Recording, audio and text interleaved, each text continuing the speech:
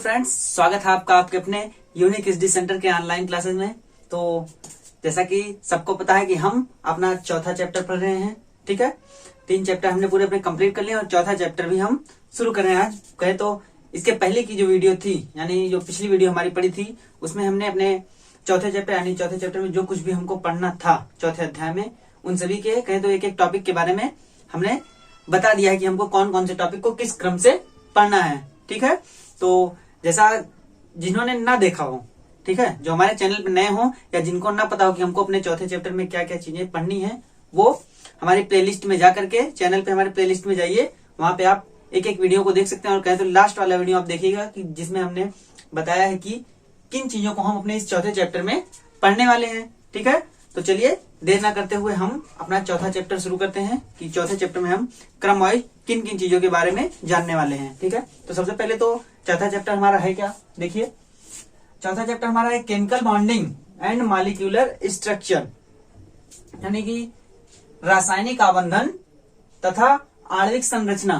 तो आणविक संरचना, इससे देखेंगे कि आप जिन लोगों ने हमारी पिछली वीडियो देखी हो, यानी पिछले वीडियोस देखे हो, जितने वीडियो हमारे पढ़े हैं, उसमें हमने एक चैप्टर पढ़ा था कुछ इसी से मिलता जुलता, है ना। जैसे आणविक संरचना है, लेकिन हमने पढ़ा था परमाणु संरचना, जिसका नाम था एटॉमिक स्ट्रक्चर, है ना। इसमें हमने बहुत सी थ्योरियां देखी थी, बोर की थ्योरी हुई, इसी तरीके से Thompson model, Rutherford model, Rutherford का नाभिकीय मॉडल, इन सभी के बारे में हमने उस चैप्टर में पढ़ा था। लेकिन अब ये आणविक संरचना है तो कुछ तो उससे अलग होगी भाई। अणु कहाँ, वो परमाणु था यानी एटम, लेकिन अब ये मॉलिक्यूल है।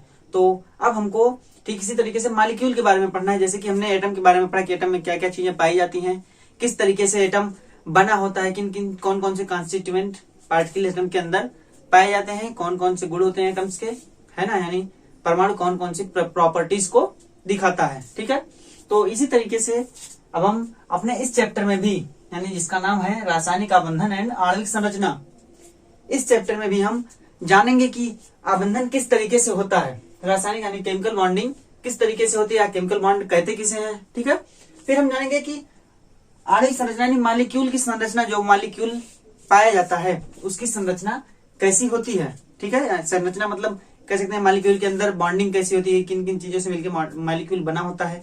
ठीक, और फिर किस तरीके का इनका शेप होता है। कोई भी मॉलिक्यूल हो, मान लीजिए कोई भी स्पेशल मॉलिक्यूल हम लेते हैं तो उसका शेप हमको पता होना चाहिए ना कि किस प्रकार का शेप होता है।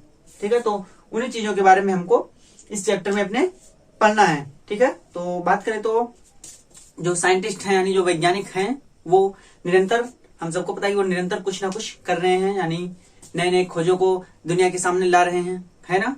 जो पुरानी चीजें हमको ज्ञात थी, अगर उसमें उनको कुछ नया मिल रहा है तो उसको या तो वो संशोधित करके ला रहे हैं, है ना, या उसमें कुछ परिवर्तन करके ला रहे हैं, या फिर कोई नई थ्योरी दे दे रहे हैं। नई थ्योरी का मतलब कोई नई बात ही बता देते हैं। ठीक है, तो यही कि साइंटिस्ट हर समय कुछ खोज कर रहे हैं, वो क्रम से किसी चीज को जिसको जानना होता है उसको क्रम से वो बता रहे हैं कि हाँ आप इस क्रम से उसको जानिए, तब आप उसको अच्छे से समझ पाएंगे, और जब समझेंगे तभी आप उसका एप्लीकेशन कर सकते हैं, यानी तभी आप उसका यूज कर सकते हैं अपने पास, है ना।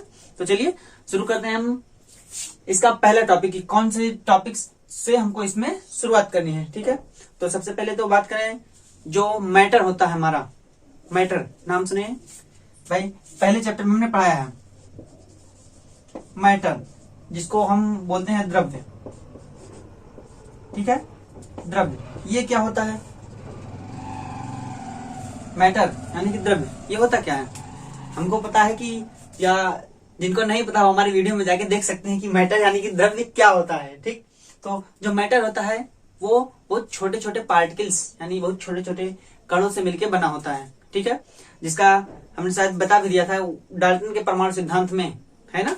डाल्टन के परमाणु सिद्धांत में बता दिया गया था कि जो मैटर होता है उसका मूल कण होता है, कहें तो डाल्टन ने बताया था परमाणु, है ना, उसका मूल कण परमाणु होता है, डाल्टन ने बताया था। तो यही कि मैटर छोटे छोटे, जो कि उन्होंने बताया था कि बहुत छोटा भी होता है, तो कह सकते हैं कि कई परमाणुओं से मिलके मैटर बना होता है, यानी द्रव्य कई परमाणुओं से मिलके बना होता है। जैसे हम समझ सकते हैं कि कई छोटे छोटे पार्टिकल्स लेकर के किसी बड़े निकाय यानी बड़े पिंड का निर्माण हो रहा है, तो ऐसे ही द्रव्य होता है कि जो द्रव्य है वो छोटे छोटे विभिन्न यानी बहुत ढेर सारे पार्टिकल्स से, बहुत ढेर सारे परमाणुओं से कणों से मिलके बनता है, तब उस निकाय को हम बोलते हैं कि वह द्रव्य है, यानी मैटर। हमारे आसपास की बात करें तो हमारे आसपास की जितनी भी चीजें हैं जो हम देख रहे हैं, पहन रहे हैं, जिससे हम लिख रहे हैं, सुन है ना, ये सब मैटर हैं, यानी सब द्रव्य हैं।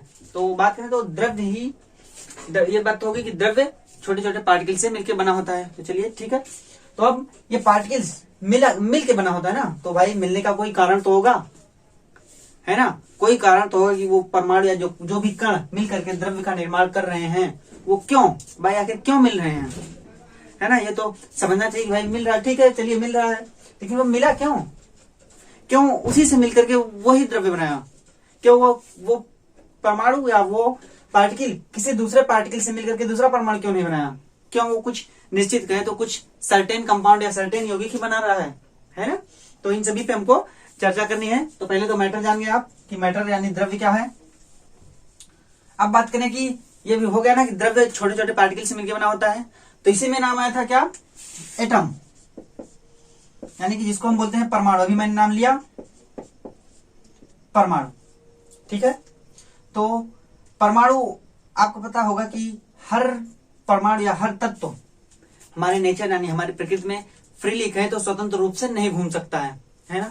डाल्टन ने सिद्धांत भी दिया था कि परमाणु स्वतंत्र रूप से नहीं घूम सकता है, ठीक है। तो बात करें तो परमाणु स्वतंत्र रूप से नहीं घूमता है, तो फिर घूमता कैसे भाई, हमारे नेचर में यानी हमारी प्रकृति में परमाणु पाया कैसे जाता है, इसको भी जानना जरूरी होगा।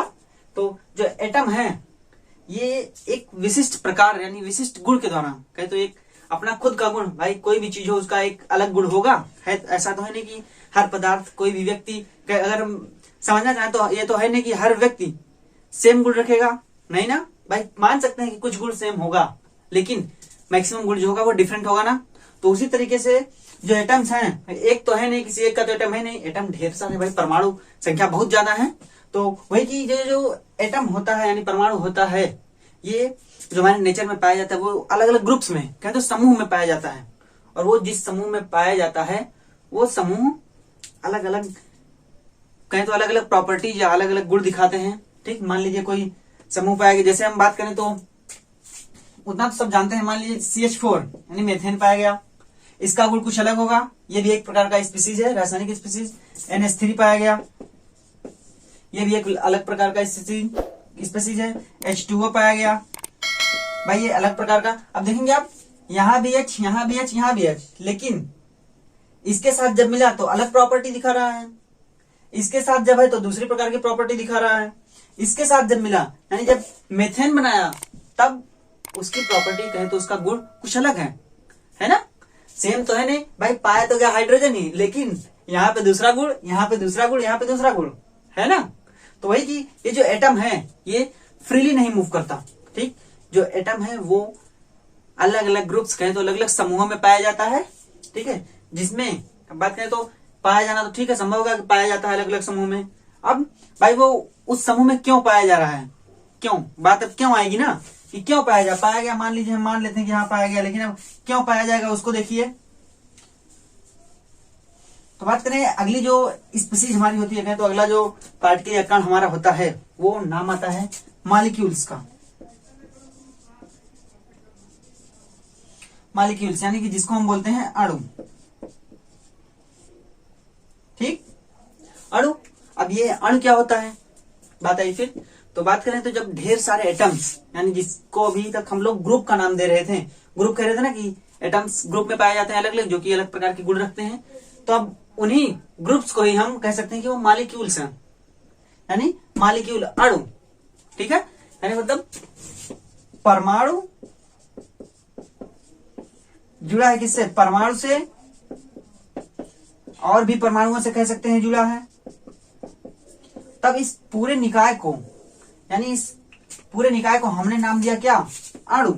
हमने नहीं कहे तो साइंटिस्टों ने नाम दिया अणु यानी कि मॉलिक्यूल्स, ठीक है, मॉलिक्यूल। और इनको क्या, ये हमारे एटम, जिनको अभी तक हम ग्रुप कह रहे थे कि एटम फ्रीली ना मूव करके एक ग्रुप में, निश्चित ग्रुप में मूव करता है जिसकी अलग अलग प्रॉपर्टी, अलग अलग गुण होते हैं, ठीक है। तो इन्हीं से बनता है मॉलिक्यूल्स, ठीक। तो अब ये मॉलिक्यूल्स तो हुआ, अब बात आएगी कि ये मॉलिक्यूल्स बना तो, लेकिन क्यों बना भाई, कोई तो कारण होगा कि ये जुड़ करके बनाया है ना। तो उसी पे बात करने की, और फिर बना तो कैसे बना, किस माध्यम से जुड़ा, क्या तरीका रहा जुड़ने का, इन सब पे देखेंगे। तो अब यहीं से हमारी बात आती है अब केमिकल बॉन्ड की, ठीक है। यानी जो कहे तो एक नई चीज हम जानेंगे जो होगी हमारी केमिकल बॉन्ड। थोड़ा बहुत आप इसके बारे में जानते होंगे कि रासायनिक आबंधन या रासायनिक बंध क्या होता है। तो हम देखेंगे कि ये केमिकल बॉन्ड होता क्या है, कहते किसको हम केमिकल बॉन्ड। अभी तक तो जाना कि जुड़ता है, तो देखिए कि केमिकल बॉन्ड क्या होता है, ठीक है। तो कहा गया है द अट्रैक्टिव फोर्स, है ना, the attractive force which holds various constituent atoms ions, या इसमें हम रेडिकल्स भी बोल सकते हैं, यानी जिसको हम हिंदी में बोलते हैं मूलक, ठीक है। कहें तो जो लुन पेयर के साथ होता है उसी को मूलक बोलते हैं, ठीक। देखेंगे the attractive force which holds various constituents, यानी जिसको हम एटम्स बोलते हैं, आयंस बोलते हैं, together in different chemical species, ठीक है, is called a chemical bond. यानी केमिकल बॉन्ड किसको कहते हैं, केमिकल बॉन्ड हम कहते हैं the attractive force which holds various constituents, यानी जिसको हम बोलते हैं कॉन्स्टिट्यूएंट में atoms ions, together in different chemical species is called a chemical bond, ठीक। कहने का मतलब ये हम केमिकल बॉन्ड कहते हैं किसको है, देखिए कि जो अट्रैक्शन यानी आकर्षण बल, यानी जो आकर्षण बल पाया जाता है कहाँ, वेरियस कॉन्स्टिट्यूएंट, ठीक है, जो आकर्षण जिस आकर्षण बल के द्वारा जो विभिन्न कहें तो कॉन्स्टिट्यूएंट का हम संलग्नक बोल सकते हैं कि, या कॉन्स्टिट्यूएंट को हम बोल सकते हैं अभिकार, कहें तो हाँ कॉन्स्टिट्यूएंट को हम बोल सकते हैं जो जिनके द्वारा जो कण, यानी जो कण पाए जाते हैं जिसके द्वारा किसी निकाय का निर्माण होता है, उन्हीं को कह सकते हैं अभिकारी कण, ठीक है। यानी जो फोर्स, यानी जिस आकर्षण बल के द्वारा कोई भी कॉन्स्टिट्यूएंट यानी कोई भी पार्टिकल साथ में जुड़ करके डिफरेंट केमिकल स्पीसीज, यानी है ना कि अलग अलग रासायनिक यौगिक, यानी स्पीसीज को हम बोल सकते हैं, यौगिक बोल सकते हैं, ठीक, यौगिक बोलिए, कण बोलिए, कुछ भी बोल सकते हैं आप, ठीक। तो कहने का मतलब डिफरेंट केमिकल स्पीसीज यानी डिफरेंट अलग विभिन्न केमिकल स्पीसीज यानी विभिन्न रासायनिक यौगिकों में जो अलग अलग प्रकार के एटम्स यानी अलग अलग प्रकार के कॉन्स्टिट्यूएंट पार्टिकल आपस में जिस बल द्वारा जुड़े होते हैं, यानी जिस आकर्षण बल द्वारा वो जुड़े होते हैं, उन्हीं को नाम दिया जाता है केमिकल बॉन्ड, यानी कि रासायनिक आबंधन नाम उन्हीं को दिया जाता है, ठीक है। तो क्या वेरियस कॉन्स्टिट्यूएंट वाली, यानी एक कहें तो ये जो हमारा होता है कोई भी रासायनिक यौगिक हो या रासायनिक कंपाउंड हो, तो उसमें ये जिस संख्या यानी जिस आकर्षण बल के द्वारा, यानी आकर्षण बल होगा तभी तो वो जुड़ेंगे, आकर्षण बल नहीं होगा तो वो जुड़ेंगे नहीं। कहने का मतलब जिस आकर्षण बल के द्वारा जो उसके घटक हैं, ठीक है, जुड़ने वाले जो घटक हैं वो जिस आकर्षण फोर्स यानी आकर्षण बल के द्वारा आपस में बंधे हुए होते हैं, उसी को नाम दिया जाता है केमिकल बॉन्ड। अब बात करें तो एक आध एग्जांपल देखिए कि केमिकल बॉन्ड कहते किसको है। जैसे हमने भी एग्जांपल लिया था H2O, भाई जनरल सा है, वाटर है, तो ये कॉन्स्टिट्यूएंट पार्टिकल्स हुए, यानी कॉन्स्टिट्यूएंट वेरियस कॉन्स्टिट्यूएंट पार्टिकल हुए वो और H, लेकिन अब ये जुड़े कैसे हैं, ये मायने रखता है ना कि ये जुड़े कैसे हैं।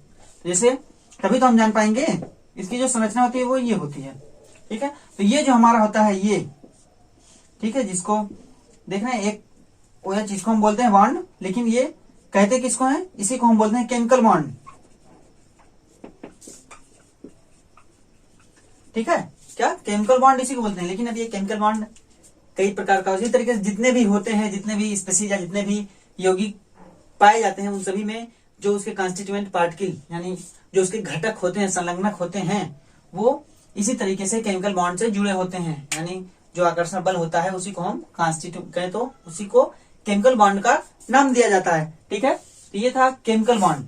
अब बात करेंगे केमिकल बॉन्ड तो हो गया कि हम जान रहे हैं कि जिस आकर्षण बल के द्वारा वो जुड़े होते हैं, जो भी कॉन्स्टिट्यूएंट पार्टिकल होते हैं, यानी जो भी घटक होते हैं किसी भी यौगिक के, वो जिस फोर्स के यानी जिस आकर्षण बल के द्वारा जुड़े होते हैं उसी को कहते हैं केमिकल बॉन्ड, ठीक। तो अब बात आएगी कि जो केमिकल बॉन्ड हुआ तो ठीक है केमिकल बॉन्ड, लेकिन अब अलग अलग पता है ना कि ढेर सारे एटम्स पाए जाते हैं, है ना, हमारे प्रकृति में ढेर सारे एटम्स पाए जाते हैं। तो अब उन एटम्स को पाए जाने के बाद तो बात करें ऐसा क्यों होता है भाई, वो जो यौगिक बनते हैं, जितने भी कंपाउंड या यौगिक बनते हैं, वो अलग अलग एटम्स के अलग अलग विधियों के द्वारा जब कहें तो जब अलग अलग एटम डिफरेंट कहें तो बहुत तरीकों से आपस में जुड़ते हैं, तब अलग अलग कंपाउंड का निर्माण करते हैं, तो अलग अलग यौगिक का निर्माण करते हैं। जैसे कह सकते हैं कि हमारा हाइड्रोजन जुड़ा किसके साथ, मान लीजिए हमारा हाइड्रोजन ऑक्सीजन के साथ जुड़ा, तब क्या बना H2O, ठीक। यही हाइड्रोजन नाइट्रोजन के साथ जुड़ा, तब क्या बन गया हमारा, तब बन गया NH3। यही हाइड्रोजन हमारा कार्बन के साथ जुड़ा, तब क्या बन गया हमारा CH4। भाई जुड़ तो हाइड्रोजन ही रहा है, लेकिन तरीका अलग अलग है। भाई जुड़ा तो हाइड्रोजन, लेकिन सभी से जुड़ करके वो अलग अलग गुण दिखा रहा है ना, अलग दिखा रहा है। तो अब हम जानेंगे कि इन केमिकल बॉन्ड जो है वो क्यों, भाई क्यों कोई भी एटम या कोई भी परमाणु अलग अलग जुड़ करके अलग अलग गुण वाले स्पेसीज यानी अलग अलग गुण वाले यौगिक को बना रहा है, क्यों ऐसा हो रहा है? तो अब हम इसी के बारे में जानेंगे कि किस तरीके से, भाई ये सवाल उठना, क्वेश्चन तो उठेगा ही, क्वेश्चन उठेगा कि नहीं, मन में प्रश्न आएगा कि भाई वो जुड़ के कंपाउंड तो बना रहा है, लेकिन ऐसा क्यों है कि वो सेम चीजों से कहें तो एक निश्चित से जुड़ रहा है, ऐसा क्यों नहीं कि वो सब चीजों से जुड़े। भाई जैसे बात करें तो हमारे पास ये होता है हीलियम, नियान, आर्गन, ये चीजें होती हैं क्या, इनर्ट गैसें हैं, अक्रिय गैसें, ये क्यों नहीं कंपाउंड बनाती? भाई क्यों ऐसा क्यों होता है कि ये कंपाउंड नहीं बना रही हैं? कुछ तो कारण, इनको भी तो कंपाउंड बनाई थी भाई, जैसे हाइड्रोजन मिला हमको, हाइड्रोजन ने कंपाउंड बनाया, कार्बन ने बनाया, ऑक्सीजन ने बनाया, नाइट्रोजन ने बनाया, फ्लोरीन बनाता है, वो सब बनाते हैं, लेकिन ऐसा क्यों होता है कि इन्होंने ये कंपाउंड नहीं बनाते हैं? क्यों ये जुड़ के कंपाउंड का निर्माण नहीं करते हैं? तो ये सब प्रश्न उठेंगे ना मन में। भाई हमने आवर्त सारणी पढ़ ली, हमने सभी तत्वों के बारे में देख लिया कि कितने एलिमेंट्स है, कितने तत्व पाए जाते हैं, कौन कौन से, ठीक है। और भी बहुत सी प्रॉपर्टीज के बारे में हमने जाना, लेकिन अब जानने की बात यह है कि ये क्यों होता है ऐसा, कि ये क्यों आपस में जुड़ते हैं, ठीक है, क्यों किसी निश्चित से ही जुड़ते हैं, ठीक, क्यों ऐसा क्यों नहीं कि सभी से जुड़े। तो बात आएगी कि यही कि अब ये क्वेश्चन उठेंगे कि ऐसा क्यों होता है, क्यों किसी निश्चित से जुड़ते हैं, और जुड़ते हैं तो क्यों सभी यौगिक, जो भी यौगिक या जो भी कहे तो जो भी कंपाउंड पाया जाता है उनका शेप क्यों निश्चित होता है?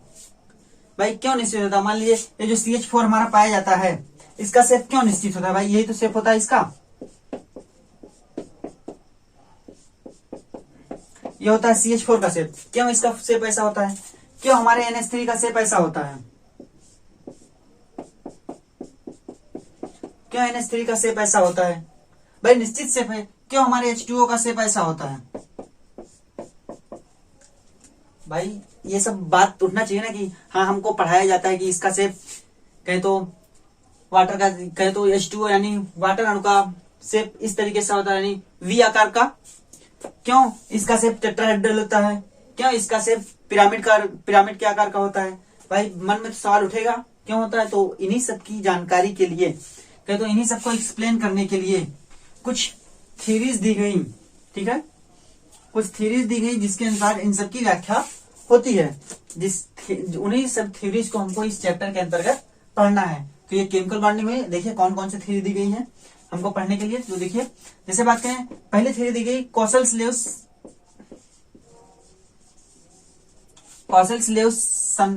अप्रोच। पहले कॉसेल्स-लेविस जिसको हम बोलते हैं लुईस संरचना बोलते हैं ना, इसी को कहा जाता है कॉसेल्स-लेविस संरचना। जैसे पहले थ्योरी दी गई कॉसेल्स-लेविस स्ट्रक्चर बोल सकते हैं, कॉसेल्स-लेविस स्ट्रक्चर यानी कॉसेल्स और ल्यूइस ने मिल करके कहें तो स्ट्रक्चर दिया था, यानी एक तरीका दिया था कि इस तरीके से हम समझ सकते हैं कि कोई भी कंपाउंड, कोई भी एलिमेंट या कोई भी परमाणु मिल करके किसी तत्व का निर्माण कर रहा है, ठीक है। वो देखिए ये बात इन्हीं सभी केमिकल बॉन्डिंग और इनकी संरचना को बताने के लिए ही इन सभी का प्रावधान हुआ, तो इन सभी को बताया गया। और देखिए इसी में हमको पढ़ना होगा हमारी वेस्पर थ्योरी,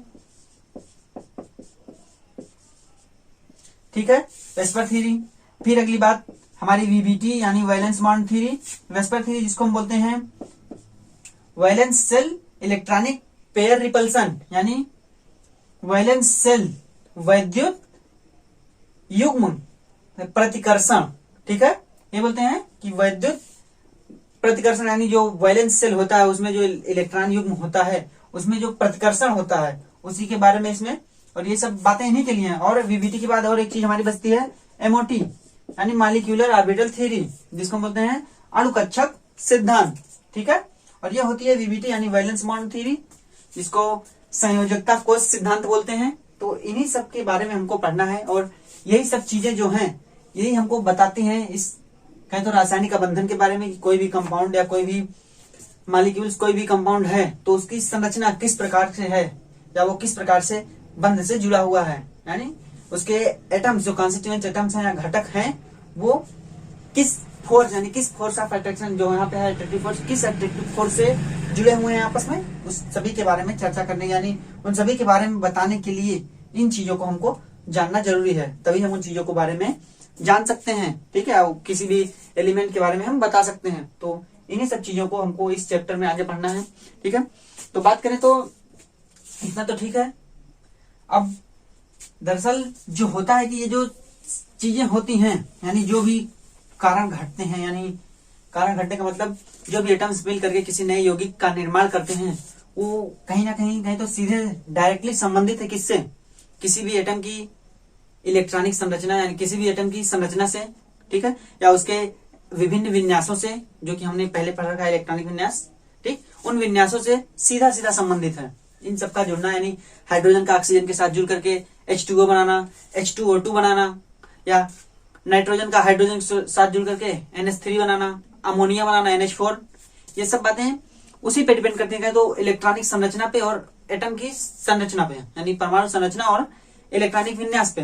तो यही कि वो जो भी एटम होता है उसकी जो भी एनर्जी होती है, बात करें जो एनर्जी होती है कहें तो हर कोई ये सेंस समझिए, अपने आसपास देखिए, हर कोई क्या होना चाहता है भाई, सेटल होना चाहता है। हर कोई चाहता है कि एक अच्छी खासी जिंदगी हो, कोई भी रोक टोक ना हो, है ना। तो ठीक उसी तरीके से जैसे हम चाहते हैं कि कोई भी रोक टोक ना हो, जैसे जी रहे हैं वैसे सही से जिए, कोई भी दिक्कत ना आए।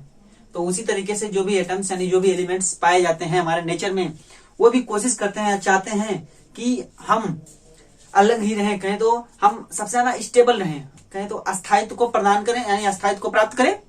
तो उन्हीं कारणों से यही अस्थायित्व प्राप्त करने के लिए ही ये बॉन्डिंग होती है।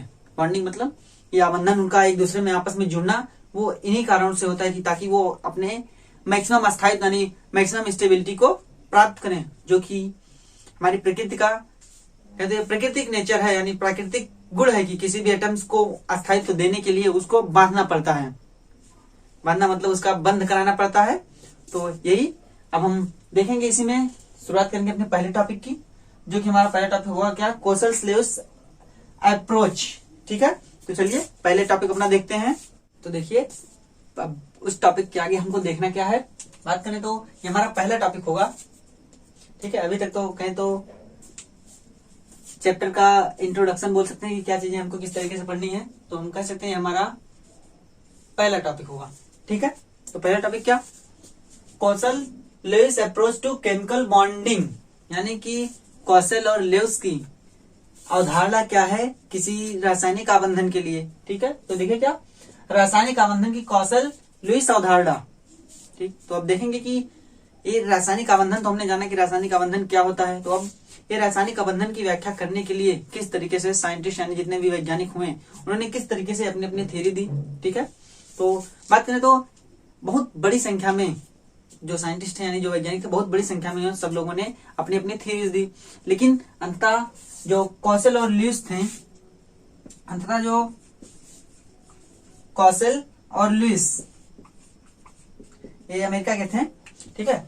कोसल और लेविस इन दोनों ने एक कहे तो संतुष्ट पूर्ण यानी कहे तो अलग अलग सभी साइंटिस्टों को संतुष्टि देने के लिए एक थ्योरी दी, ठीक है। जो उसी के बारे में हमको इसमें पढ़ना है, कौशल, उसी को हम बोलते हैं कोसल-लेविस अवधारणा।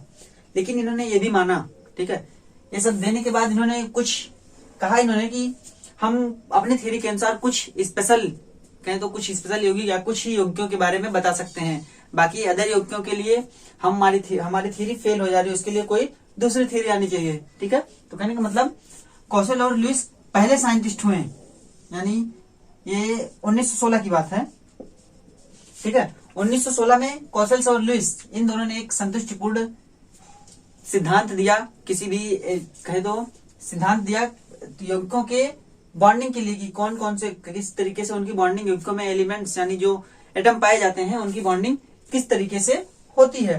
ठीक है, ये इन्होंने बताया था कॉसेल और लुईस ने। और वो भी इन्होंने सबसे पहले बताया कि संयोजकता, क्या संयोजकता का नाम सुने हैं? संयोजकता शायद हमने पढ़ाया भी है, हाँ वैलेंस हमने पढ़ाई है। वैलेंस, इस वैलेंस की व्याख्या इन्होंने बहुत अच्छे से की, जिसको हम बोलते हैं संयोजकता। ठीक है, वैलेंस, इन्होंने इसी वैलेंस को बताया जिससे कि रासायनिक आबंधन के बारे में अच्छे से बता पाए। तो ये वैलेंस, जो वैलेंस के बारे में किसी भी एटम या किसी भी एलिमेंट के वैलेंस संयोजकता के बारे में इन्होंने जो सिद्धांत बताया था, जो बात बताई थी, वो कहें तो आधारित थी किस पे? हमारे जो इनर्ट गैस पाए जाते हैं उनकी इनर्टनेस पे, कहें तो उनकी अक्रियता पे आधारित थी कि जो हमारे नोबेल गैस पाए जाते हैं उनकी अक्रियता पे ही आधारित थी इनकी वैलेंस, यानी इनका संयोजकता सिद्धांत उसी पे आधारित था कि जो कहें तो बात हमने कही कि जो मैक्सिमम स्टेबिलिटी पाने के लिए सब कार्य करते हैं। तो इन्होंने कहा कि जो अक्रिय गैसें होती हैं वो स्टेबल होती हैं, है ना, वो और वो बंध नहीं बनाते, यानी वो बॉन्डिंग नहीं करती। तो वही बताया कि उसी को सापेक्ष मान के ही इन्होंने इस संयोजकता की व्याख्या की, यानी संयोजकता के बारे में बताया था। ठीक है, तो कौशल और लुईस ने इसके बारे में बताया। और देखिए क्या कि अब इन्होंने बताया क्या था। ठीक है, इन्होंने किसी एटम को डिफाइन किया किस तरीके से? इन्होंने बताया कि जो भी एटम पाया जाएगा, यानी जो भी एटम होगा, उसको इन्होंने दो रूप में बताया। एक तो कहा कि वो जो होगा वो एक कर्नेल होगा, कर्नेल, ठीक है, और कर्नेल के बाहर जो कुछ भी होगा, यानी कर्नेल के बाहर जो होगा आउटर सेल, यानी ये वाला सेल जो होगा जिसको आउटर सेल कहा गया, आउटर सेल। इन्होंने किसी भी एटम के लिए ये बात बताई कि जो अंदर का होगा वो कर्नेल होगा, जिसमें क्या होगा? पॉजिटिव चार्ज होगा। ठीक है, जो किसी भी एटम के लिए बताया कि जो अंदर होगा वो पॉजिटिव चार्ज, उसको हम बोलेंगे कर्नेल, और जो उसका बाहर होगा यानी आउटर सेल जो होगा उसको हम बोलेंगे क्या? Valence shell. इसको इन्होंने नाम दिया वैलेंस सेल, यानी संयोजकता कोष। किसको? जो बाहर वाला होगा, यानी कोई भी एटम होगा, जो मान लीजिए हम सोडियम का एटम लेते हैं क्या, हाँ देखिए मान लीजिए हम सोडियम का एटम लेते हैं।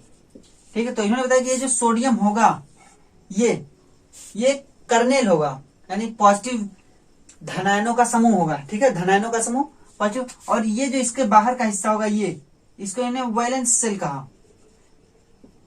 वैलेंस सेल यानी मतलब पहले तुमने आउटर सेल बताया ना कि आउटर सेल को इन्होंने वैलेंस सेल कह दिया।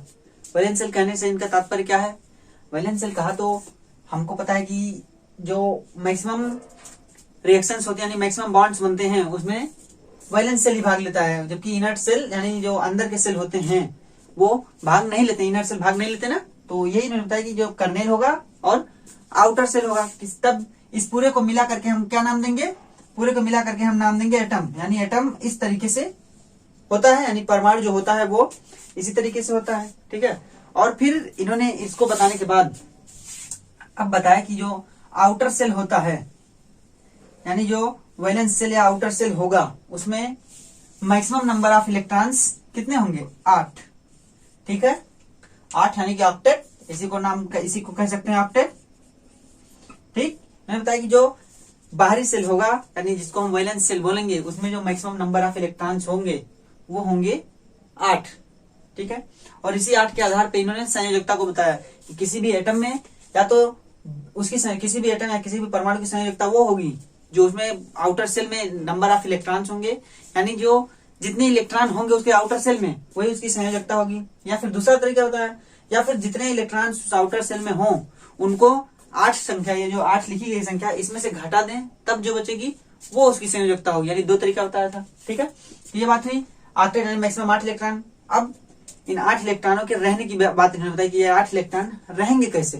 तो कहने मतलब इन्होंने बताया कि जो 8 इलेक्ट्रॉन पाए जाएंगे वो रहेंगे हमारे क्यूब का नाम आप क्यूब देखे हैं, क्यूब। ठीक है, मैंने बताया कि वो क्यूब के 8, भाई क्यूब पे कितने सिरे होते हैं? क्यूब में 8 सिरे होते हैं। मैंने बताया क्यूब के 8 सिरों पे आधार पे वो होंगे। 8 सिरों का मतलब है कि क्यूब के 8 कोनों, यानी कौन कौन सा कोना?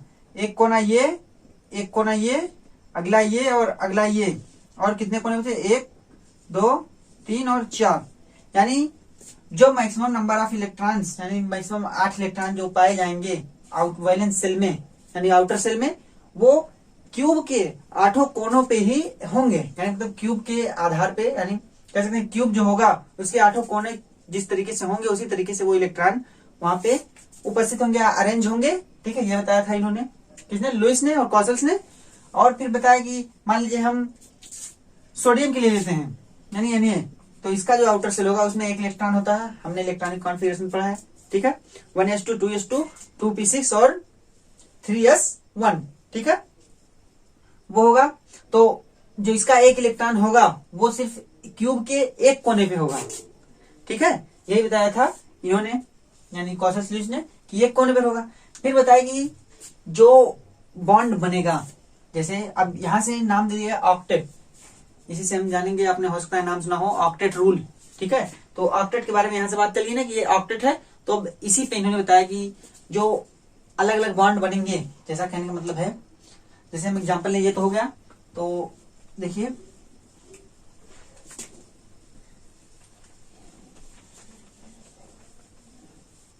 हाँ, जैसे देखिए ये बात है, क्या लिखा गया, atoms achieve the stable octet when they are linked by chemical bonds, यानी मतलब इनकी बात यही थी, यानी कॉसल्स और लुईस ने पहली बात कह सकते हैं यही बताया कि कोई भी एटम जो स्टेबिलिटी को प्राप्त करना चाहे, है ना, कोई भी एटम जो अस्थायित्व को प्राप्त करना चाहे वो तभी अपने अस्थायित्व को प्राप्त करेगा, यानी स्टेबल ऑक्टेट तभी रखेगा। भाई स्टेबल ऑक्टेट होगा, जो इनर्ट गैस होती है उनका आउटर सेल में 8 इलेक्ट्रॉन होते हैं, तो उसी को आधार बनाया था इन्होंने। तो कहा कि कोई भी जो अचीव करना चाहे अपना स्टेबल ऑक्टेट, उसको क्या करना होगा, when they are linked by chemical bond, यानी जब वो किसी रासायनिक आबंध के द्वारा जुड़ेगा तब जाके ही वो स्टेबल स्थिति में जाएगा, यानी तब जाके ही वो अस्थायित्व को प्राप्त करेगा। ठीक है, ये इन्होंने बताया था। तो देखिए वो अस्थायित्व पाएगा कैसे, अलग अलग तरीका होगा, बाय लिंक करने का अलग अलग तरीका होगा।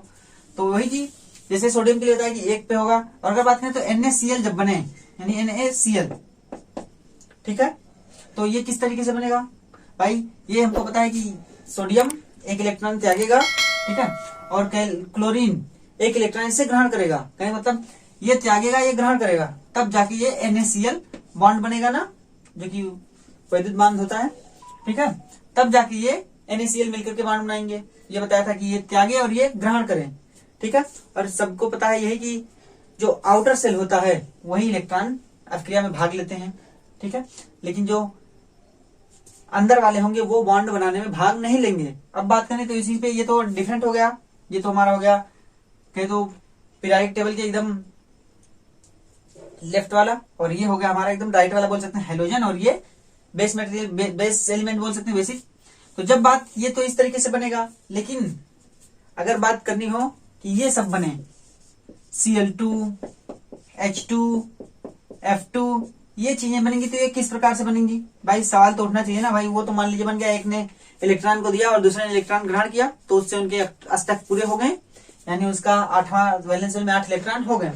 लेकिन इसके लिए अब इसमें क्या होगा, इसमें इन्होंने बताया कि जो इलेक्ट्रॉन होगा वो शेयर होगा, यानी पेयर्ड इलेक्ट्रॉन को शेयर किया जाएगा।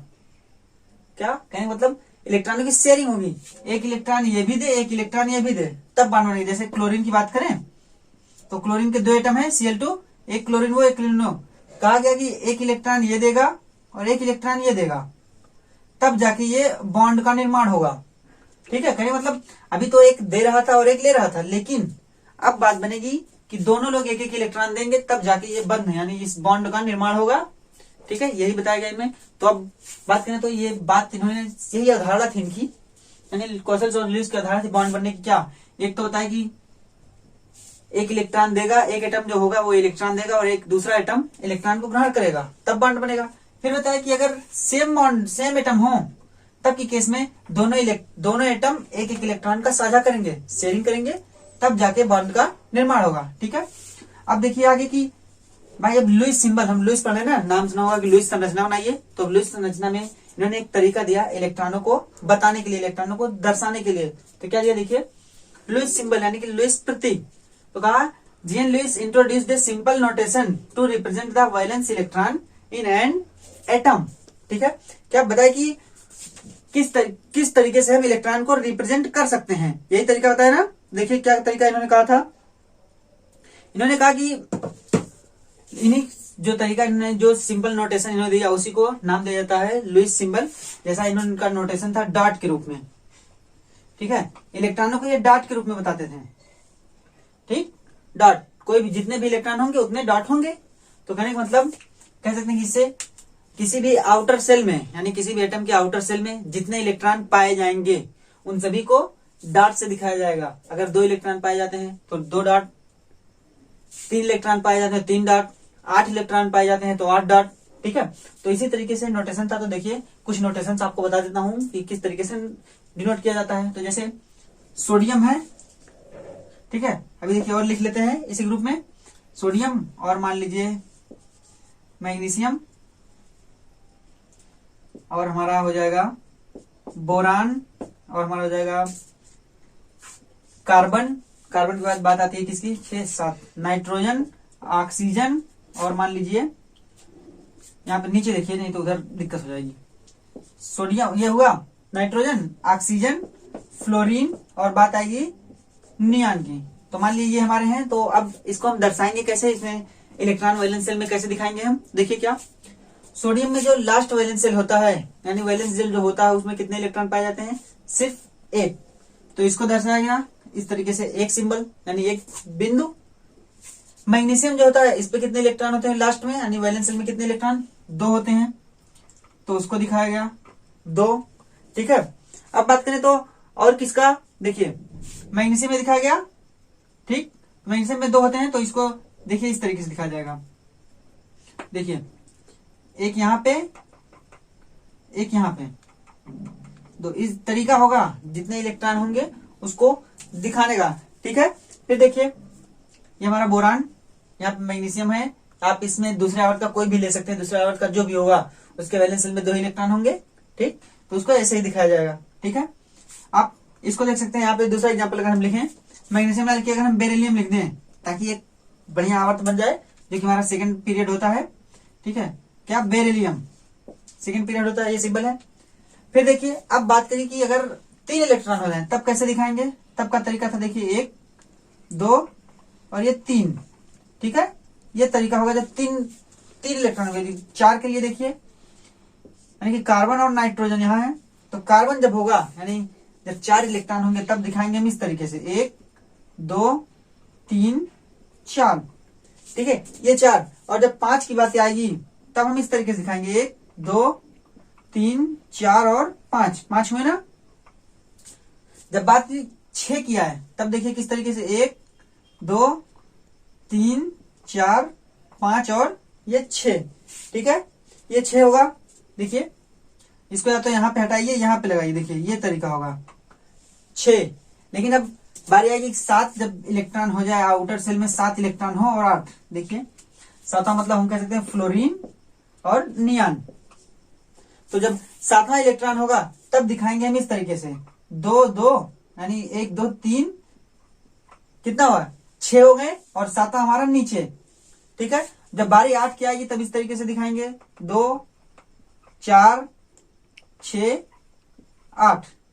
ठीक है, ये है क्या, लुईस सिंबल, यानी कि लुईस का नोटेशन है। इस तरीके से हम एटम्स को लुईस कहने का मतलब लुईस इस तरीके से एटम्स के बारे में बताते हैं। ठीक है, कि इस तरीके से सिंबल होगा किसी भी एटम्स के लिए, जो भी जिसके आउटर सेल में जितने इलेक्ट्रॉन पाए जाएंगे उस प्रकार से उनका सिंबल इस तरीके से होगा। तो ये थे लुईस सिंबल। अब हम बात करेंगे किसकी, लुईस सिंबल के बाद बात करें इसका सिग्निफिकेंस क्या होता है, यानी कि महत्व क्या होता है। तो लुईस सिंबल के महत्व से हम समझ सकते हैं कि उसका वैलेंस बताता है, यानी आउटर मोस्ट इलेक्ट्रॉन, उस आउटर मोस्ट सेल में कितने इलेक्ट्रॉन हैं, इसके बारे में क्या बताते हैं लुईस सिंबल। जैसे मान लीजिए ये दिया गया तो इससे हम समझ सकते हैं लुईस सिंबल से कि यहाँ पे 1 इलेक्ट्रॉन होगा इसके आउटर मोस्ट सेल में। फिर बात करें तो अगर ऑक्सीजन दिया गया है, ठीक है, तो ऑक्सीजन में कितने इलेक्ट्रॉन होंगे, आउटर मोस्ट सेल में कितने, 2, 2, 4 और 2, 6। इसी तरीके से अगर फ्लोरीन दिया गया हो, ये इसके महत्व है कि ग्रुप में होता है ना, उसके ग्रुप को बताता है। जब हम कहें तो ग्रुप में बताएगा कि कितने एलिमेंट हैं, यानी कितने इलेक्ट्रॉन उसके पास है आउटर सेल में। देखिए हम अगर दूसरे तरीके से समझते हैं इसको, हम ग्रुप से भी संबंधित कर सकते हैं कि जितने आउटर सेल होंगे यानी आउटर सेल में जितने इलेक्ट्रॉन उसी ग्रुप का एलिमेंट होगा। जैसे 6 इलेक्ट्रॉन इसके आउटर मोस्ट सेल में है तो इसका ग्रुप भी आप याद करिए। तो ऑक्सीजन किस कौन से ग्रुप में है? 6 में। ठीक है, इसका याद करेंगे। सोडियम, तो सोडियम कौन से ग्रुप में है? पहले ग्रुप में। इसको देखें कार्बन, तो कार्बन कौन से ग्रुप में है? चौथे ग्रुप में। कहने का मतलब कहीं ना कहीं ये ग्रुप को भी दर्शाता है। ठीक है, क्या ग्रुप को भी यानी समूह को भी दर्शाता है, किस समूह में है ये। ठीक है, किस परिवार के तत्व हैं, या फिर कह सकते हैं ये उस एटम की संयोजकता के बारे में बता देते हैं तुरंत ही। ठीक, तो ये पूरी बात थी कौशल स्मिथ अप्रोच की कि किस तरीके से उन्होंने अवधारणा के बारे में बताया। अब इस वीडियो में हम इतना ही पढ़ेंगे। ठीक है, अभी इसमें और चीजें हैं तो उसमें हम जानेंगे कि किस तरीके से यानी किन बातों को ध्यान में रखकर लुईस ने इन चीजों को बताया था। ठीक है, यानी कौन कौन से एलिमेंट का जुड़ना बताया इन्होंने, तो उन्हीं के बारे में हम अपने अगले वीडियो में पढ़ेंगे। तो उम्मीद करता हूं कि आज की वीडियो आपको अच्छी लगी होगी। ठीक है, अगर ना समझ में आया तो आप वापस जाकर के वीडियो फिर से देख सकते हैं। तो चलिए, अभी तक के लिए धन्यवाद। हमारे चैनल पे अगर नए हो तो सब्सक्राइब कीजिए चैनल को, ज्यादा से ज्यादा लोगों के पास शेयर कीजिए और वीडियो को लाइक भी कीजिए। तो चलिए, धन्यवाद।